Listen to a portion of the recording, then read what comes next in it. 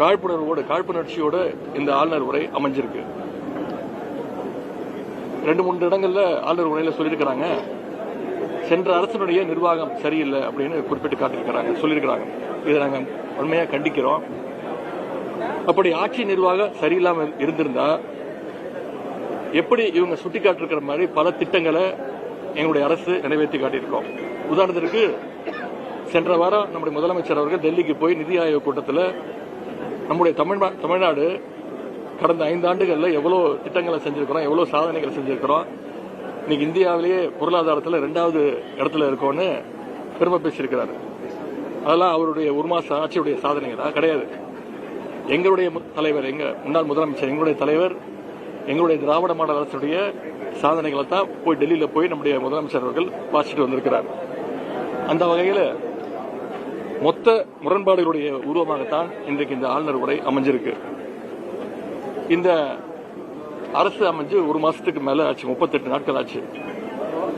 இவங்களுக்குன்னு சொல்றதுக்கு சாதனைகள் எதுவுமே இல்லை. இவங்க சொல்றது, அறிவிக்கிறது எல்லாமே எங்களுடைய திராவிட மாடல் அரசினுடைய திட்டங்கள் தான், அதனுடைய நீட்சி தான். இந்த அரசு வெறும் ஒரு காப்பி பேஸ்ட் அரசாக, ஸ்டிக்கர் அரசாகத்தான் செயல்பட்டுக் கொண்டு இருக்கிறது. ஆட்சிக்கு வருவதற்கு முன்பு தேர்தல் வாக்குறுதியில பல்வேறு திட்டங்களை இவங்க சொல்லியிருக்கிறாங்க. அந்த திட்டங்களை எல்லாம் எப்படி நிறைவேற்ற போறாங்கன்னு ஒரு ப்ளூ பிரிண்டாக, ஒரு முன்னோட்டமாக, ஒரு ட்ரெய்லராகத்தான் இன்னைக்கு இந்த உரை இருக்கும்னு நாங்க நினைச்சோம். மக்களும் அதை எதிர்பார்த்தாங்க. ஆனா இவங்களுடைய அறிவிப்புகளை எப்படி நிறைவேற்ற போறாங்கன்னு, எதிர்காலத்தில் ஒவ்வொரு திட்டத்தையும் எந்த காலத்தில் நிறைவேற்ற போறாங்கன்னு இந்த ஆளுநர் உரையில இடம்பெறும்னு நாங்கெல்லாம் நினைச்சோம். மிகுந்த ஏமாற்றம் அளிக்கின்றது.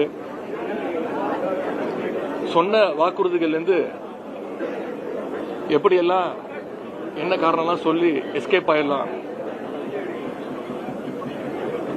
அப்படிங்கிறதுக்காக நேற்று முன்தினம் அதற்கு ஒரு முன்னோட்டமாக ஒரு வெள்ளை அறிக்கைன்னு சொல்லி ஒரு வெற்று அறிக்கையை நேற்று முன்தினம் வெளியிட்டாங்க. அதை பற்றி நேற்று எங்களுடைய சட்டமன்ற உறுப்பினர் முன்னாள் நிதியமைச்சர் அண்ணன் திரு தங்கம் தென்னரசு அவர்கள் ஒவ்வொருத்துக்கும் சரியான பதிலடியை கொடுத்திருக்கிறார். அதற்கு எந்த கேள்விகளும் கேட்டிருக்கிறார். அதற்கு எந்த பதிலும் இதுவரைக்கும் இல்லை. இப்படி மின்வெட்டு, விவசாயிகள் போராட்டம், இது எல்லாத்துக்கும் மேல சட்டம் ஒழுங்கு இன்னைக்கு எந்த அளவுக்கு மோசமா இருக்குன்னு நான் உங்களுக்கு சொல்ல வேண்டிய அவசியம் இல்லை. நீங்க ஒவ்வொரு நாளும் தொலைக்காட்சிகள் நீங்களே ஒளிபரப்பிட்டு இருக்கீங்க. ஒரு சின்ன புள்ளி விவரத்தை இங்க சொல்ல விரும்புறேன். கடந்த 1 மாசத்துல மட்டும் சுமார் 175